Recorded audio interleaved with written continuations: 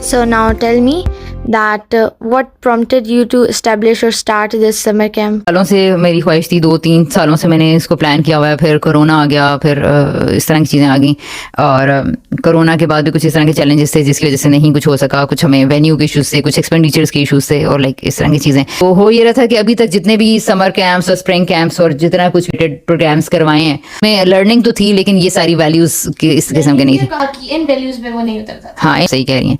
ठीक है, तो ऑल दो मैं खुद ही अपनी तारीफ कर रही हूँ, लेकिन ये है कि वाकई वो डिफरेंट तो थे वो। तो लेकिन ये है कि अच्छा अब इसके अंदर हमने इन वैल्यूज़ को चूँकि ये जो बच्चों की पेरेंटिंग के कॉन्सेप्ट जितने रिलेटेड पढ़े हैं और सेल्फ वर्थ और सेल्फ इस्टीम से रिलेटेड जो कॉन्सेप्ट्स पढ़े हैं, तो इनको या फिर जैसे नो कंपटीशन एनवायरनमेंट है या एनवायरमेंटल फैक्टर्स का क्या बच्चे की ग्रूमिंग के अंदर हाथ है और पेरेंट्स जिस किस्म की लड़ाइयों झगड़ों और इन चीज़ों के